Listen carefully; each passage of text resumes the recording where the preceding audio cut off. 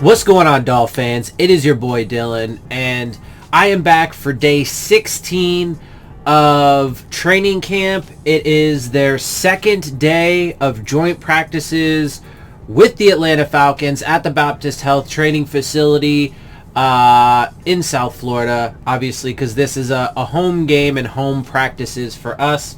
I do not believe that there is practice tomorrow.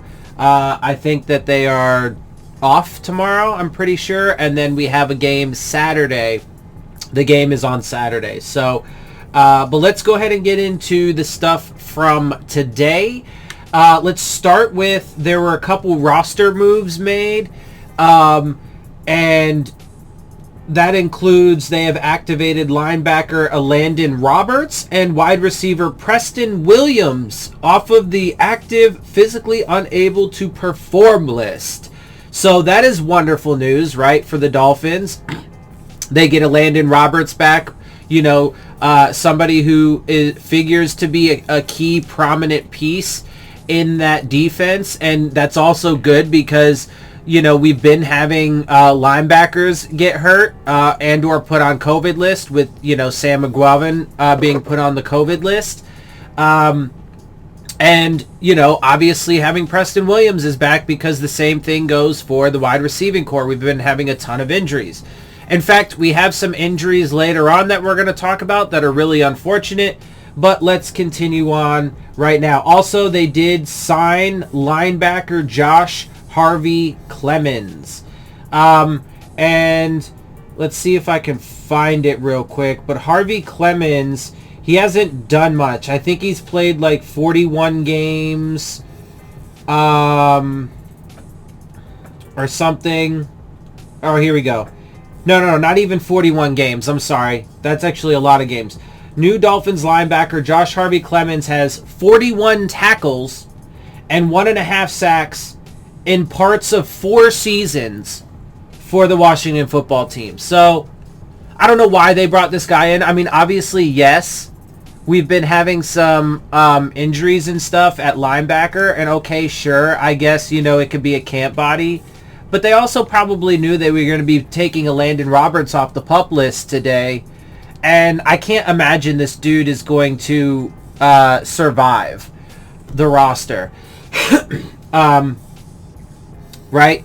I mean, either he'll get cut this upcoming week, or, on Tuesday, on cutdown day, or, he's not making the final 53. So, at most, he's literally just going to be a camp body, realistically. So, anyway, let's go ahead and get into, I have actually 4 different articles. They're all from Alan Pupar, because as you know, I'm a poor son of a bitch, and I have very little resources available to me. So, I work with what I got, and I do my best.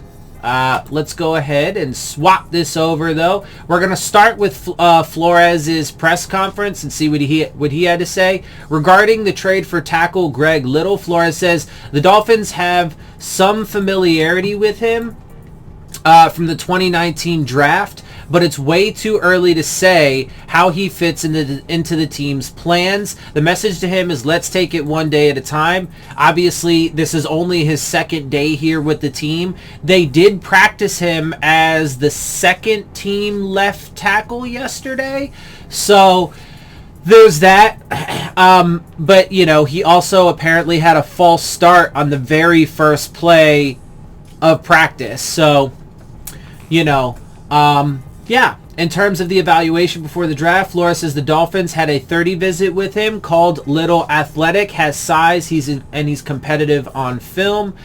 Yeah, and look, I'm not quite as good, I'll be honest, I'm not quite as good at evaluating players. I tend to rely on a lot of input from a lot of different other people. That's how I generate, because I don't really watch college football, and I don't really, watch the tape on these guys. And even if I did, admittedly, because I never actually played football, I don't know the X's and O's. I don't know the technique stuff. I don't know assignments and alignments.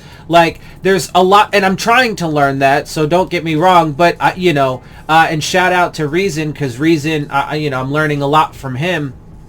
But he had, talked about and mentioned how he's got a lot of the same issues that Austin Jackson does. And, with, players coming across his face and stuff like that, whatever. So, anyway, and really, if you go back, if you do look at some of his film, though, man, it's just not very good. So, we'll see, bro. We'll see how it plays out. Anyway, there will be a meeting Thursday night to talk about playing time for the preseason game against Atlanta. Flores says he expects most players will play. Okay. Flores says he's gotten to know Falcons head coach Arthur Smith recently. Says he has a lot of respect for him. He's tough. He's smart. Very competitive. I think he's an excellent teacher, an excellent coach. Flores said he liked the structure of practice Wednesday. Boston Globe reporter Ben Volen asks Flores about the turnover and player and coaches, which is a good question because there has been an ungodly amount of turnover on this roster and in this coaching staff for just a 3-year period. And Flores jokes about having a Boston reporter at his press conference. Okay, bro. I mean, fucking who cares, dude? Who cares? Who fucking cares, man? Alright, whatever. Says all decisions are made with the thinking of what's best for the organization. Okay. Well, maybe you just don't know what's best for the organization then. How about that?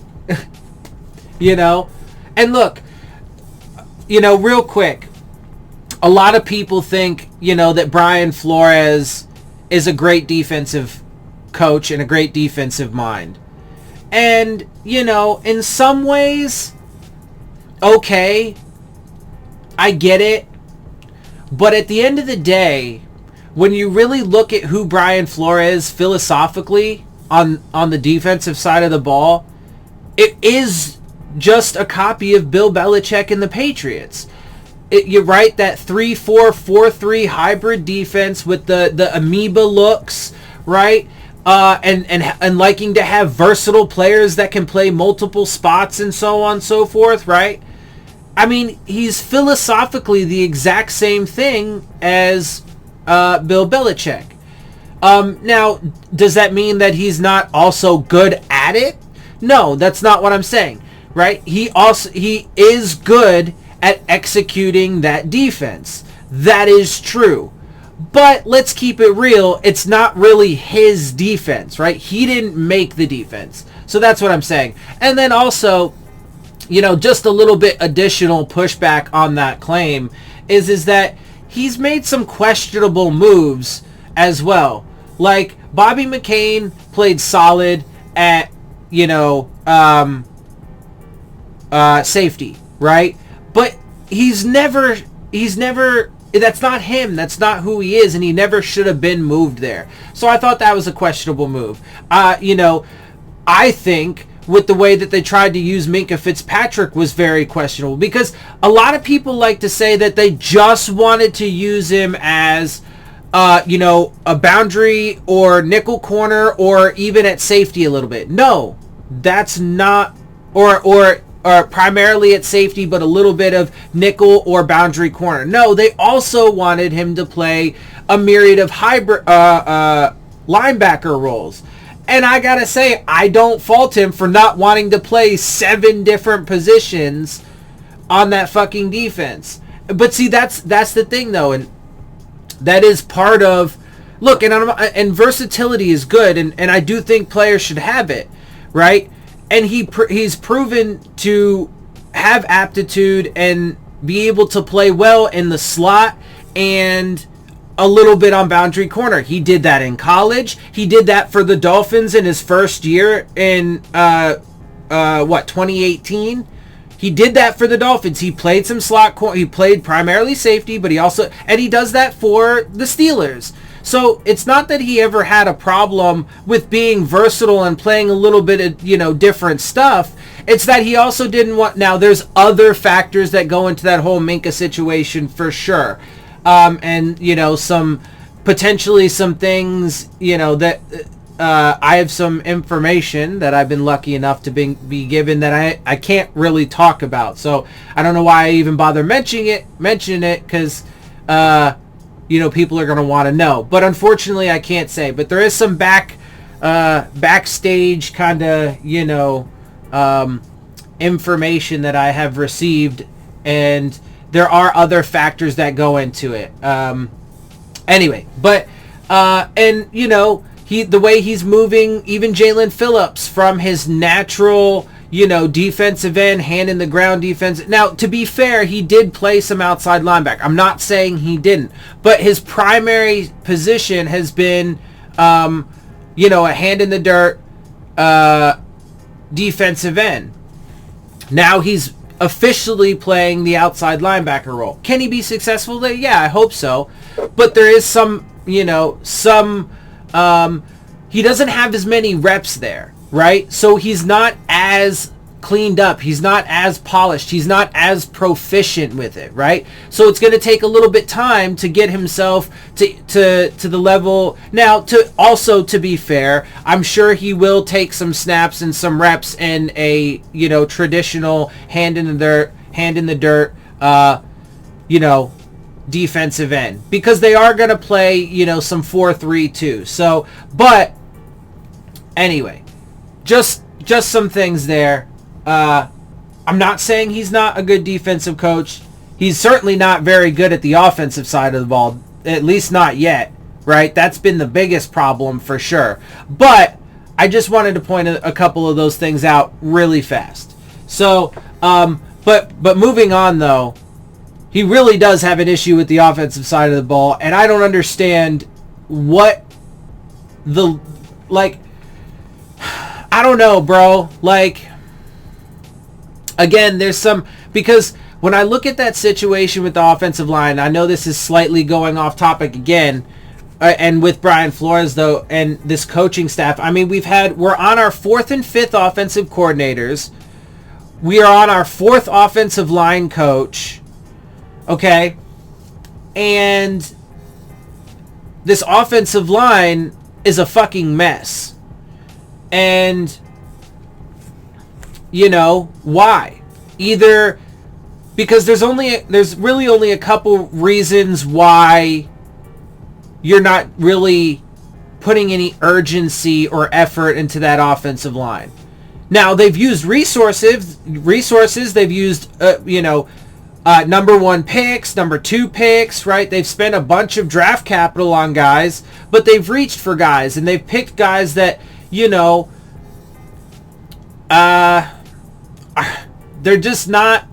not that caliber player for where you took them, right? Like, they're not blue chip players that should be taken that high, right? And instead they like to, I mentioned this, they like to pass up on blue chip players, right?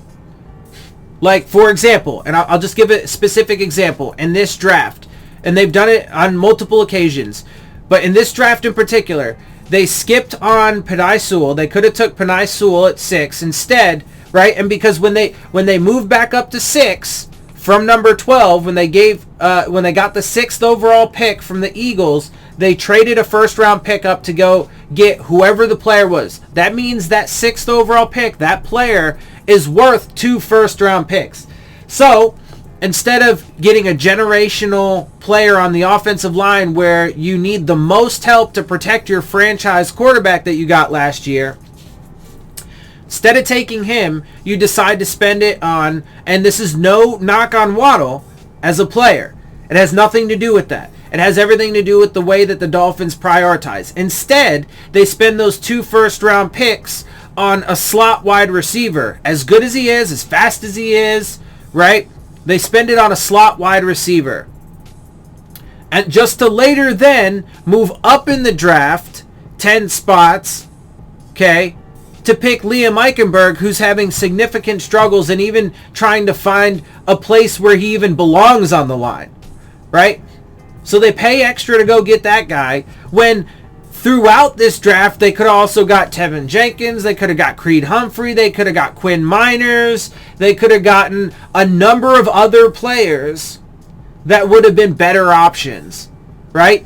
either with the 50th overall pick, instead of trading up for Liam Eichenberg, you could have gotten somebody there, Creed Humphreys or Quinn Miners. Instead of taking Hunter Long, you still could have gotten Quinn Miners, right?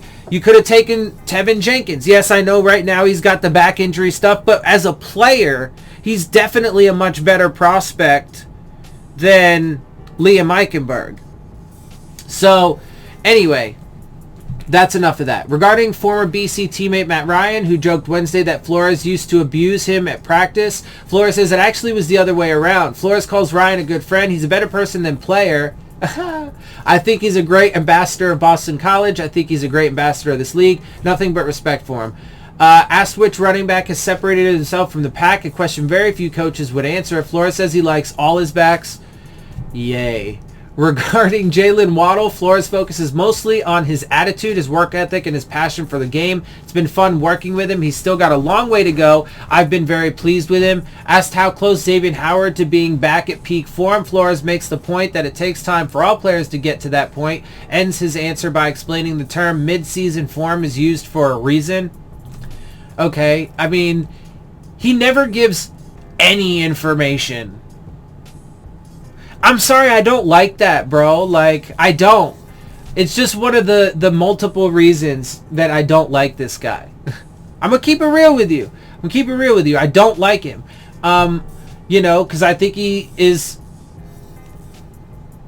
Yeah, I mean, he's a proven liar. I think he treats, you know, players fucked up. I think he does... I mean, and, you know, there's some behind-the-scenes shit, the way he's like treated Tua and interacted with Tua and stuff like that I can't even share, but like he's done some really shady shit. Anyway, so let's move on because I don't want to get back into that. So because we have a good bit more to go through. So what is this one? Let's make sure I close out of these ads. This is the practice observations. Actually though, hang on. I want to do... yeah, let's do this one next. Okay, so this one, you know, because speaking of Howard, that last question actually was about Howard, so that'll be a good segue into this one. Howard moving along, ready for preseason debut. So does that mean we might actually get to see some Xavier Howard on Saturday? Ooh, I hope so. Let's see. Things are pretty much back to normal as far as Xavier Howard is concerned, and the next step is appearing in a preseason game. And it looks like that will happen Saturday when the Miami Dolphins face the Atlanta Falcons at Hard Rock Stadium. That is awesome. Now, it'll be interesting to see, like, because some people think that this is going to be the dress rehearsal game.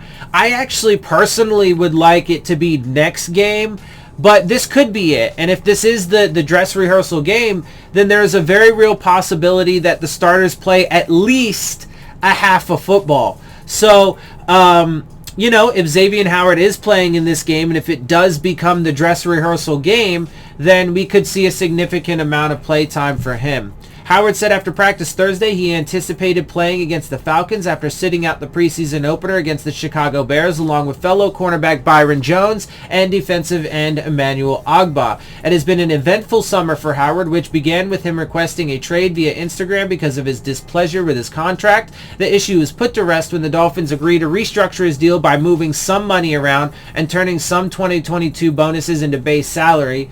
But, you know, as I told you, man, they were not going to do it, though.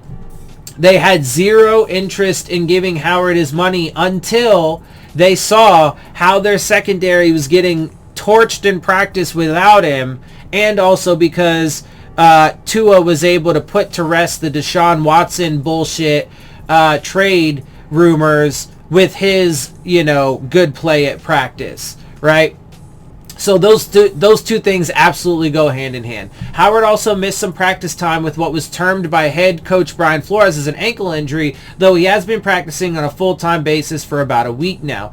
The ankle injury was just the Jalen Ramsey holdout, right? Howard faced a good challenge in practice this week going up against Atlanta wide receiver Calvin Ridley, and he played a big role in rookie safety Javon Holland getting an interception Thursday when he tipped a pass from veteran quarterback Matt Ryan. So it's pretty much all systems go for Howard, who is coming off perhaps the best season ever by a Dolphins quarterback when he led the NFL with 10 interceptions and 20 passes defensed, and was named a first-team All-Pro and should have won Defensive Player of the Year. I'm just focused on getting better each year, Howard said. I'm not focused on that right now. That was last year. It's time to get better. It's time for new goals and stuff like that. Hell yeah, man. I mean, is he going to get 10 interceptions again? I would love it. I would love it. But it's a little unrealistic if we're keeping it real. So, but could he, like I said before, could he reasonably get 6, 7, 8 interceptions? Yeah. He definitely could. Especially, I mean, you know, he could get 9 or 10, right? We do have an extra game this year. So it is possible, but it is hard to repeat. The thing about it, though, is if anybody's going to be able to do it, I would think it is Xavier Howard. Obviously, he does have to stay healthy and play the entire season, or at least very, very close to it. But if he's on the field, man, he's going to produce. And that's the thing, because his ball skills are special.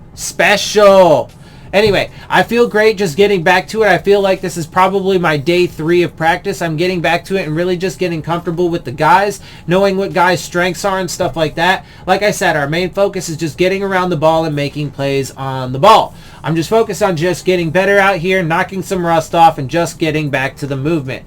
Also, yeah, you know, yesterday, with Xavier Howard getting beat in practice by Calvin Ridley, you know, Reason showed the clip on his show of it.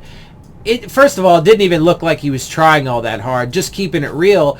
But even still, man, like, he's going to be fine. So if there are any Dolphins fans out there worried that Xavier Howard is going to be, you know, like, fall off the map this year because he got beat by a really good wide receiver in Calvin Ridley in a single one-on-one rep in practice, just relax. All right.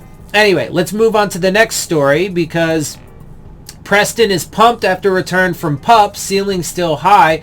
And this is actually great for him, and he has to get back, because if he doesn't, he's definitely, I mean, yes, it is true that we've had, you know, some significant injuries. Again, we're going to get to a couple that are not good in a bit when we get to the practice observations. But he needs to get back out to practice and compete to earn his roster spot. So it's good for him to finally return. The long-awaited moment finally arrived Thursday when Preston Williams was removed from the physically unable to perform list in practice for the first time this summer. It's been a long road back for Williams since he sustained that mysterious foot injury while scoring a touchdown at Arizona last November, and he shared his thought on a variety of topics after the second joint practice against the Atlanta Falcons. Among other things, Williams, who was leading the team in receptions as a rookie in 2019 when he was injured in the 8th game, and was leading the team in touchdown catches in 2020 when he was injured again in the 8th game, same game, huh? Talked about his confidence, same game of the season, confidence level, the wide receiver core, and how his injury occurred and why he felt bad for Christian Wilkins.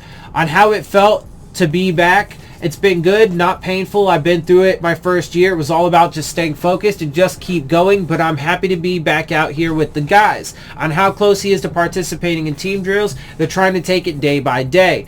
On whether he knew at the time the injury, he was looking at a long road back. When I got the x-rays and the scan, I kind of knew it was going to take some time to get back from the injury. It's a process, but I'm back.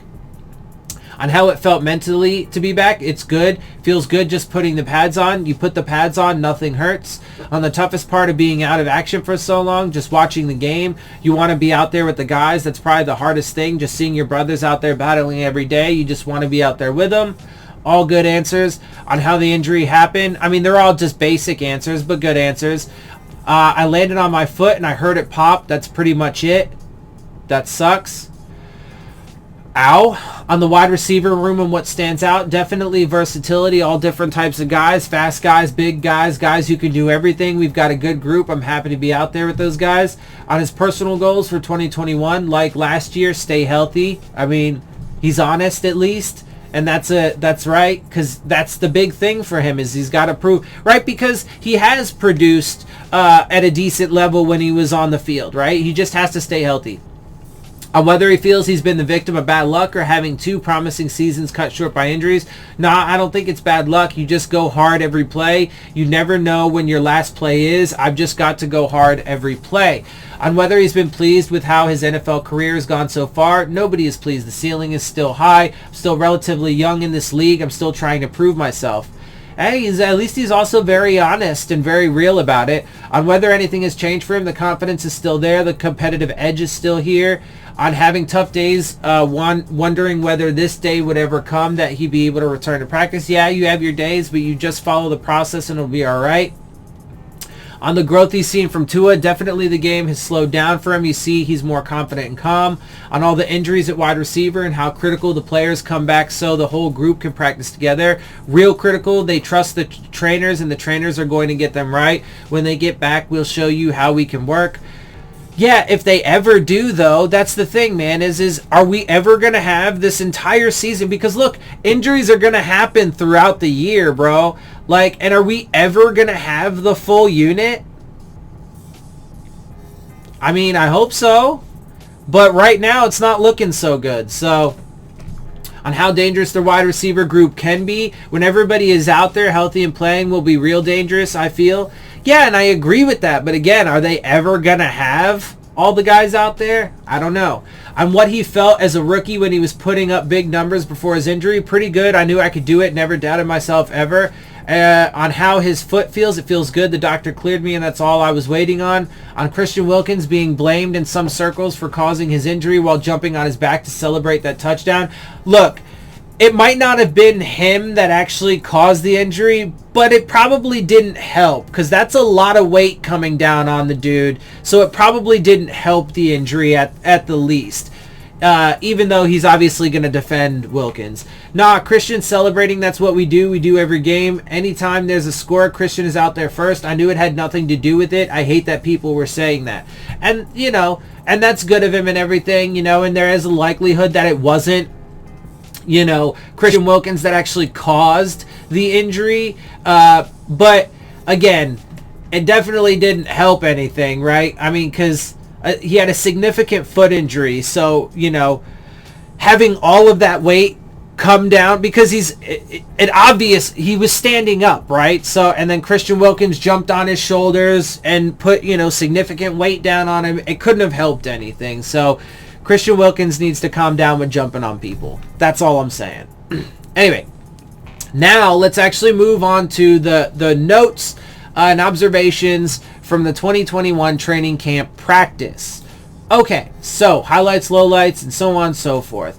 Dolphins attendance report not working are Albert Wilson, Will Fuller, Devontae Parker, Isaiah Ford, Vince Beagle, Brandon Jones, Javaris Davis, and Sam Egwavon, who is on the COVID list. So, you know, as I've said, just too many injuries so far. I mean, that's one of my top 3 concerns, right? My top 3 concerns in no particular order: offensive line, depth on this roster, and injuries / COVID. And they've all been significant, and those 3 things could be devastating to the Dolphins season. And it's those 3 things that have really prevented me. You know, I did give them my initial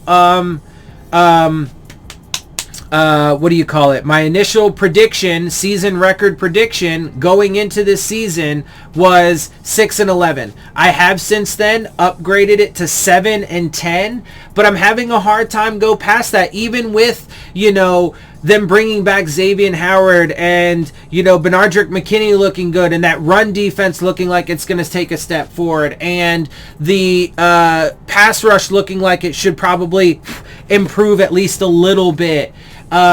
and with the potential of those wide receivers, right? And with the progress of Tua and how good he's looking, right? Even with those massive, massive positives, these three factors, the depth on this roster, the injury COVID effects, and the offensive line, man, those three things, those three factors, I believe those are the three factors that could potentially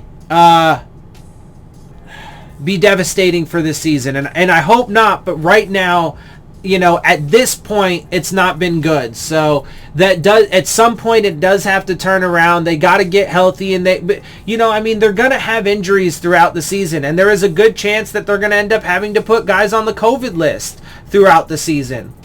That offensive line scares the shit out of me, and I'm not very confident in the depth on this roster if and when we do lose guys. So you get my concerns. Anyway, Noah Igbenogany no longer had the red jersey he wore Wednesday, which is good. That is some additional progress there. Tight end Hunter Long still had a big brace around his left knee, but I think he is practicing. Kai Loxley made an impressive high catch off a Tua pass in the back of the end zone on one-on-one coverage drill near the goal line, complete with getting his feet down in bounds.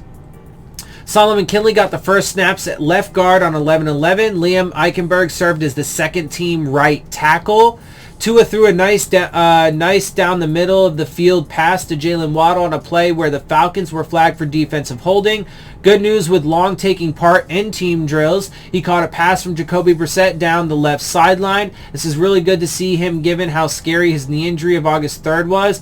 They got to be careful with him though too, right? Like, seeing that, but that's the thing, man, is like, they say that they're just bringing like, Will Fuller along, and being careful, but it doesn't seem like his injury was as bad as Hunter Long's is. And, he doesn't have to wear some giant knee brace. So, I don't know. Whatever, man. It is what it is. Robert Hunt stoned defensive tackle Grady Jarrett, Atlanta's best defensive lineman, in a one-on-one pass rushing drill. It's good for him. Robert Hunt is the one player that I have actual legit confidence in. Michael Dieter has surprised me to this point, but I'm still not ready to just say that I have, my full. He has not yet earned my full confidence. So Austin Jackson and newcomer Greg Little also both had good reps in this drill. Well, good for them. They need to be. I mean, again, that's good. But you got to do a lot more than just win a couple one-on-one reps before you're going to get my confidence, right? Tua drilled a nice, especially with all of the disaster we've seen. So got a long way to go, but it's a step, right? Tua drilled a nice pass down the middle to Jakeem Grant in 7-on-7 period. Lynn Bowden Jr. asked for trainers after falling down while catching a pass from Jacoby Brissett in 7-on-7s. He's still on the ground after a good minute and now is getting helped up. He was holding the back of his right leg as he walked off the field very gingerly. So that is not good. Apparently there seems to be some sort of relatively moderate injury. We don't know if it's like serious, like really serious, but it's yet, because that's about all the information that I've seen on it so far.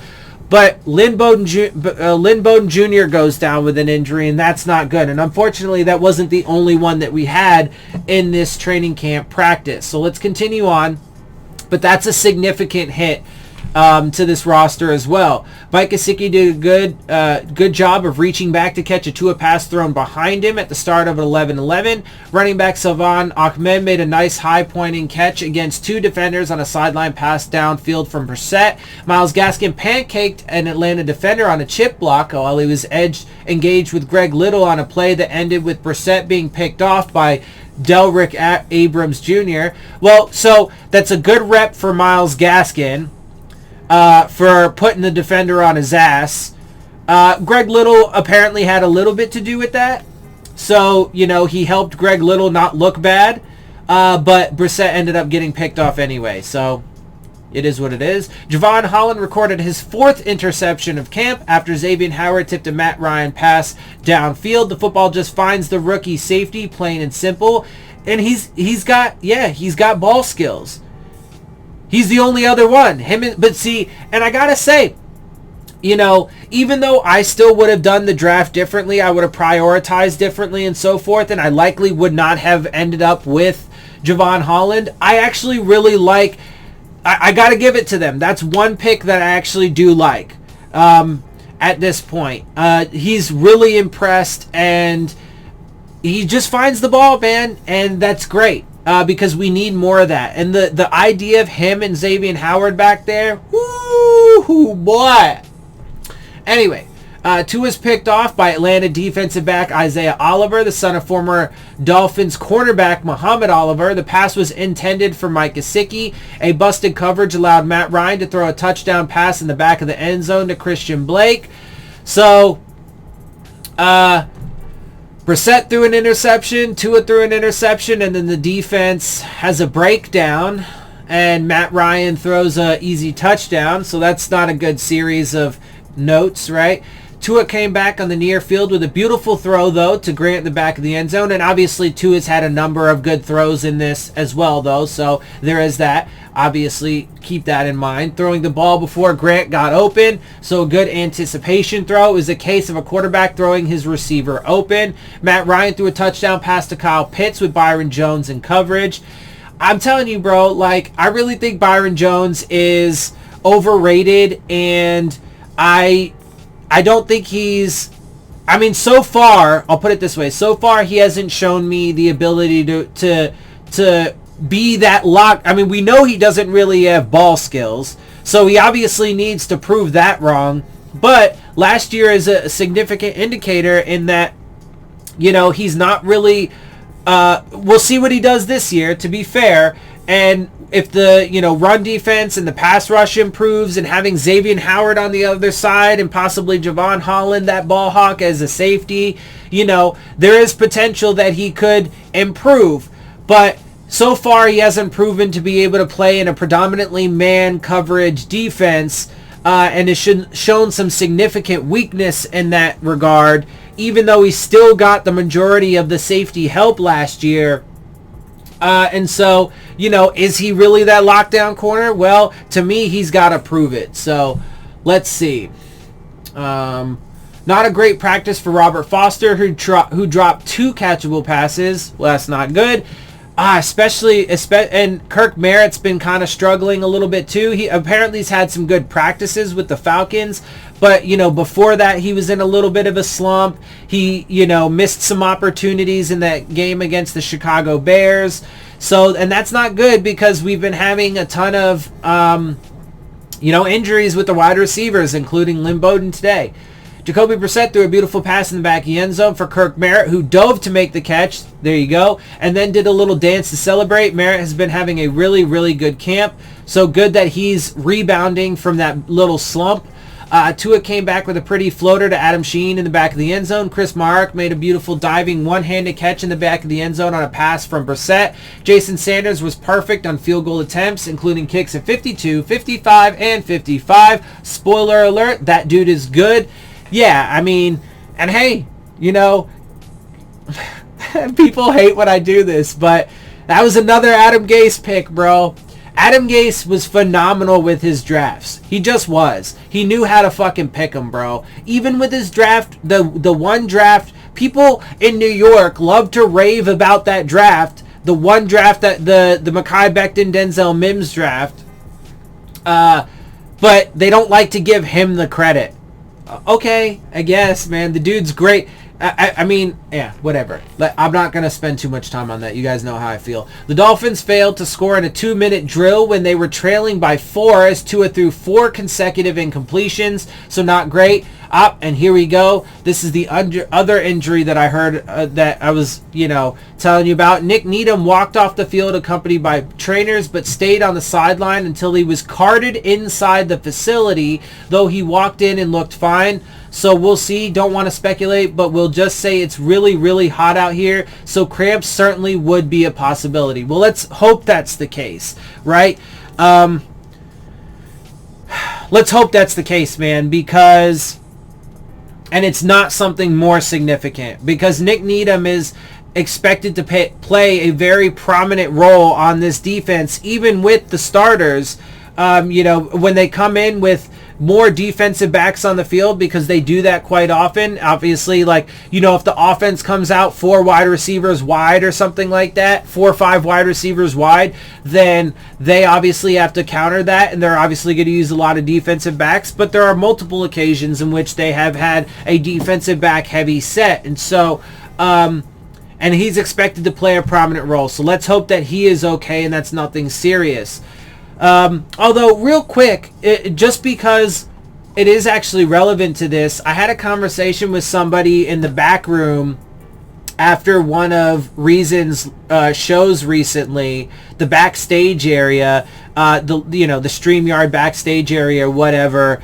And it was funny. He asked me about if I think, because we talked about multiple things, but he asked me if I thought that, climate change and the fact, could affect this team. And what he meant by that is does he think that because of the fact that climate change is making it so extremely hot in Florida, and they're practicing this week in South Florida, if that could have a wear and tear toll on this team, because it's so ungodly hot out there, right? And I had to really think about that for a second, but honestly, yeah, I do. We have to, we talk about it being a home field advantage for the Dolphins when teams have to come down to South Florida in the early part of the season and play, right? And rightly so, because there was one game last year, and during the games, our side is on the shade and the opposing team's team is in the sun, baking, right? And so we talk about that, and it's true because it does. And there was one game last season where they put up the temperature, the thermometers from both sides of the field. They put them up side by side on the screen. On the Dolphins side, it was 80 something degrees. On the other side, it was 130 or something like that, right? It was outrageous. So yeah, it is a realistic thing. It's a logical thing that with these guys having to practice in this heat day in and day out, it absolutely could cause wear and tear on these players and actually turn into somewhat of a disadvantage. And especially when you look at how we've been having a lot of injuries. I mean, it's a reasonable thing. It really is. It's a reasonable thing. But that worries me a little bit, It does, especially because we've had a bunch of injuries. All right, let me get through the rest of this. Emmanuel Ogbah had a big practice with as many as 3 would-be sacks, including 2 in a 2-minute drill where the Dolphins defense also kept Atlanta out of the end zone. So good. That's what I'm saying, man. I do have a lot of confidence in the first-team defense. I think this first-team defense really could be elite. But the depth behind a lot of it, particularly in the secondary and at the linebacker position, and then even a little bit and in the pass rush, just really across this defense, worries me. So if we do sustain injuries, that's why I said, man, if God forbid if Xavier Howard's not out there, or God forbid if Benardrick McKinney or Emmanuel Ogbah are not out there for any length of time, right? Or Jalen Phillips, right? Or Javon Holland. God forbid these guys get injured, knock on wood, right? But I mean, it could be huge. So that is one of my top worries. The second team Dolphins went 4 and out on its 2-minute drills. And on one play, Eichenberg ended up at the feet of Brissett. Never a good sign for an offensive lineman. And like I said, I mean, the depth on the offensive line is not good either, right? The starting offensive line is worrisome, let alone the depth. Whew. All right, anyway, Jamal Perry ended the practice with an interception of A.J. McCarron after the pass was batted up at the line of scrimmage. So there you have it. This was a rather long video, but there was a lot to talk about. And I hope you guys appreciate all of that. There was a good amount. yeah, so there's definitely some good things from the practice. You know, some ups and downs. But, you know, at the end of the day, again, and just to say it, you know, reiterate it one more time, my big three concerns, offensive line, depth on this roster, and the injury COVID situation. So I hope that those things improve. And, you know, we still do have a long way to go through this season. Obviously, we're still not even quite out of the preseason yet. I do believe that they have tomorrow off. But if there is anything to talk about, whether it be a practice or whether it be just, you know, information to put out, then I will make a video. If not, then I won't. Otherwise, on Saturday, we have the Falcons game, which I will, again, for this game, just simply be attending Reason's live show. I am expecting to do my own during the season, but, you know, to some degree, I'm going to keep it real. That will be to be determined.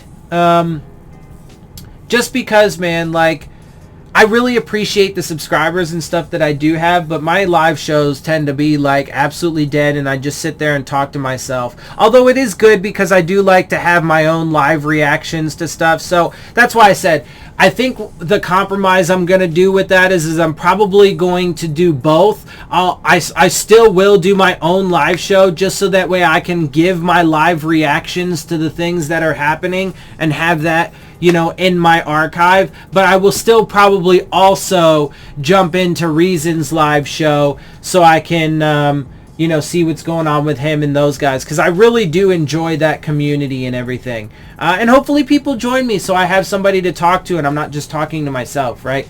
But anyway, with that, I am going to get out of here. I hope you guys appreciate my perspective. If you do, make sure you hit the subscribe button. Make sure you hit the like button. Make sure you hit the bell if you want to get the alerts. Share my channel and videos with your friends and family. Leave your questions, comments, and concerns down in the comment section. Of course, as always, follow me on Twitter at Dillon Tartaro. And with that, I am out. I'll see y'all soon. Phins up.